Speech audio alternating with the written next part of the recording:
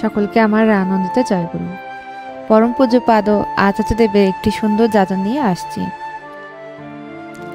একটি মেয়ে এসে তার শারীরিক অসুস্থতার কথা নিবেদন করল। তার দেহের কোনো একটা অঙ্গ কাজ করছে না, সেজন্য সে চিন্তিত। আচার্যদেব তাকে বললেন, পৃথিবীতে এমন কোনো মানুষ নেই যার কোনো সমস্যা নেই। এখানে এমন অনেক লোক আছে যাদের অনেক কিছুই কাজ করে না। শ্রদ্ধেয় সঞ্জীব দাদাকে দেখিয়ে বললেন, ওনার লিভার ঠিকমতো কাজ করে না, তবুও তিনি ঠাকুরের কাজ করেন। আরেকজনকে দেখিয়ে বললেন, ওনার একটা কিডনি কাজ করে না, তবুও তিনি আনন্দে আছেন।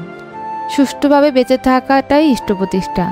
ঠাকুর চান আমি যেন যুদ্ধটা না ছাড়ি। তুই যদি যুদ্ধ করার আগেই হেরে যাস তবে ডাক্তারের চেষ্টাও সফল হবে না। পরম পূজ্যপাদ শ্রী আচার্যদেবের আরেকটি যাজন নিয়ে আসছি। একটি বয়স্কা মা এসে নিবেদন করল, আমার ছেলে মদ খায় বলে বৌমা আমাদের ছেড়ে বাপের বাড়ি চলে গেছে।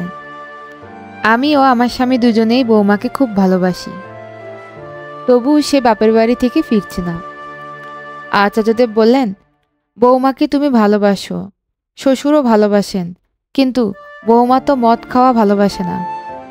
সে যা ভালোবাসে না তা যদি তোমার ছেলে আঁকড়ে ধরে রাখে তবে সে কেন থাকবে? শুধু টাকা রোজগার করা, বউয়ের ভাত কাপড়ের দায়িত্ব নিলেই হবে? তার মনের দায়িত্ব কে নেবে? পরম পূজ্যপাদ শ্রী আচার্যদেব। সকলকে আমার আনন্দিত জয়গুরু।